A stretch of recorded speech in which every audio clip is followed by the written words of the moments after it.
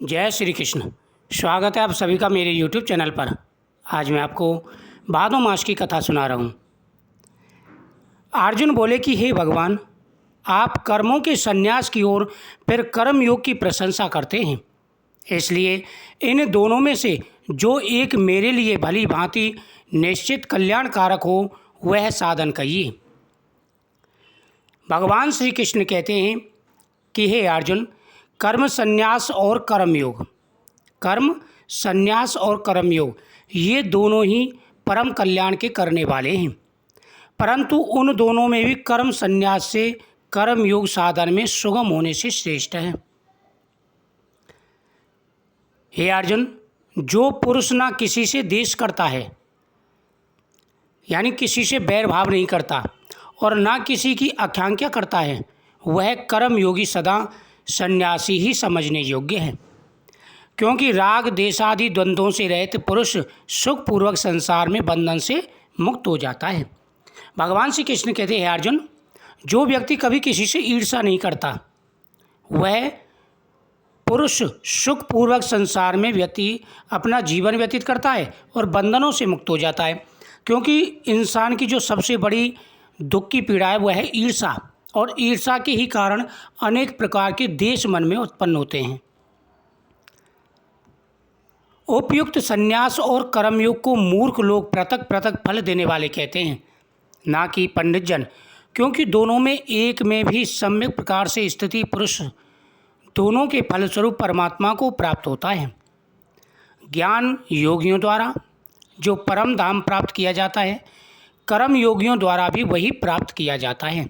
यानी जो ज्ञानी पुरुष होते हैं वह ज्ञान योग के द्वारा, वह योग के द्वारा भगवान को प्राप्त करते हैं। उसी प्रकार से कर्म योगी अपने कर्म के द्वारा भगवान को प्राप्त कर लेते हैं। इसलिए जो पुरुष ज्ञान योग और कर्म योग को फल रूप में देखता है वही यथार्थ देखता है।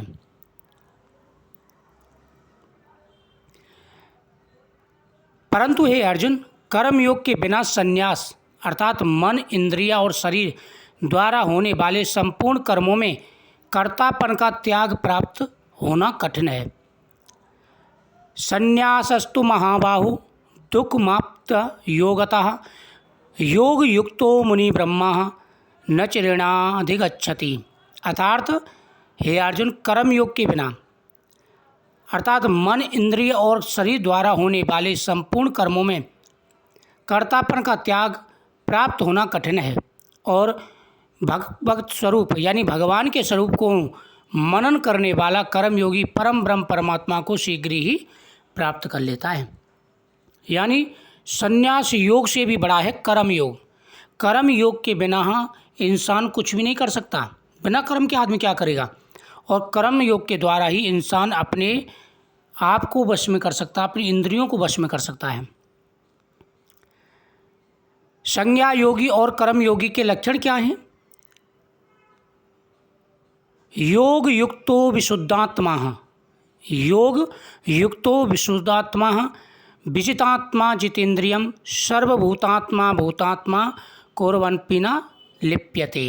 अर्थात जिसका मन अपने बस में है, ध्यान देना है, जिसका मन अपने बस में है, जो जितेंद्रिय है एवं विशुद्ध अंतःकरण वाला है, और संपूर्ण प्राणियों का आत्मस्वरूप परमात्मा ही जिसका आत्मा है, ऐसा कर्म योगी कर्म करता हुआ भी लिप्त नहीं होता। भगवान ने कितनी सुंदर बात कही है। जिसका मन अपने बस में है, सबसे मेन है मन, और मन को बस में करना बड़ा कठिन है। अगर आपने मन को बस में कर लिया तो समझ लीजिए कि साक्षात भगवान आपके सामने खड़े हो गए। मन को बस में करना बहुत ही कठिन है। इसलिए तो भगवान ने कहा है कि योग युक्तो विशुद्धात्मा, जो जितेंद्रिय एवं विशुद्ध अंतःकरण वाला है, और संपूर्ण प्राणियों का आत्मरूप परमात्मा ही जिसका आत्मा है, ऐसा कर्म योगी कर्म करता हुआ भी लिप्त नहीं होता।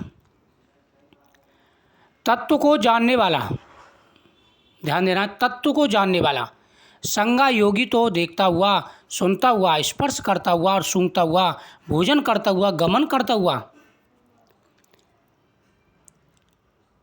जो व्यक्ति उठते बैठते चलते फिरते, श्वास लेता हुआ, बोलता हुआ, त्यागता हुआ, ग्रहण करता हुआ तथा आँखों को खोलता हुआ या मूंदता भी सब इंद्रियों को अपने अपने अर्थों में बरत रही है।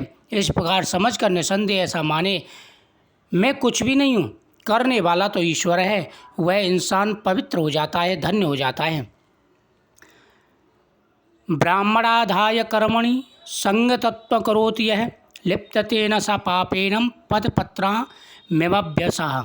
जो पुरुष सर्व कर्मों को परमात्मा में अर्पण करके, यह बहुत ही सुंदर श्लोक है और इसमें भगवान ने बहुत ही सुंदर बात कही है।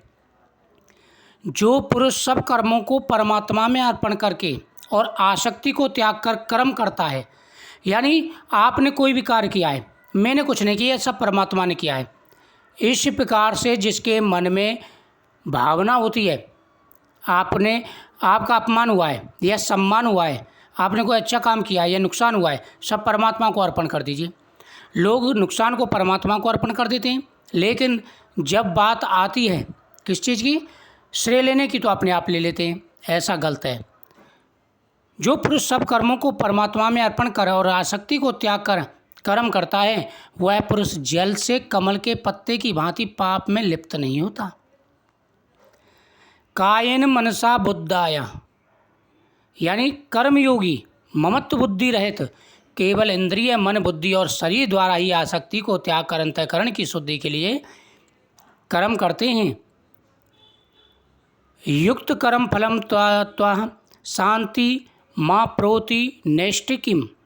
कर्मयोगी कर्मों की फल का त्याग करके भगवत प्राप्ति रूप शांति को प्राप्त होता है और सकाम पुरुष कामना की प्रेरणा से फल में आसक्त होकर बंध जाता है। हे अर्जुन, जो निष्काम भाव से पूजा करता है वो तो मुझे पा लेता है, लेकिन जो कामना से, प्रभु मेरी यह कार्य पूरा हो जाए, मेरा यह कार्य पूरा हो जाए, अगर इस कामना से भगवान का आह्वान किया जाए तो वो कर्म उस बंधनों में ही आसक्त रह जाता है, बंध जाता है। सर्वकर्माणि मनसा, यानी अंतःकरण जिसके वश में है, ऐसा संज्ञा योग का आचरण करने वाला पुरुष न करता हुआ और न करवाता हुआ ही नव द्वारों वाले शरीर रूप घर में सब कर्मों को मन में त्याग कर आनंद पूर्वक सच्चिदानंद घन परमात्मा के स्वरूप में स्थिर रहता है, वह मनुष्य धन्य है। न कर्तव्यम न कर्माणि लोकस्य सृजति प्रभः न कर्म फल संयोगम स्ववस्तु प्रवर्तते। अर्थात परमेश्वर मनुष्यों के ना तो कर्तापन की, ना कर्मों की और ना ही कर्म फल के संयोग की रचना करते हैं, किंतु स्वभाव ही वर्त रहा है। अर्थात मनुष्य कर्मों के लिए स्वतंत्र है, जैसा कर्म करेगा भगवान उसी के प्रकार उसी तरह उसको फल की प्राप्ति कराएंगे। इसलिए अर्जुन, व्यक्ति को कर्म पर विशेष रूप से ध्यान देना चाहिए। तो मुझे उम्मीद है आपको ये भागवत गीता का ज्ञान बहुत अच्छा लगा होगा। वीडियो को ज़्यादा से ज़्यादा शेयर करें, चैनल को सब्सक्राइब करें, कमेंट में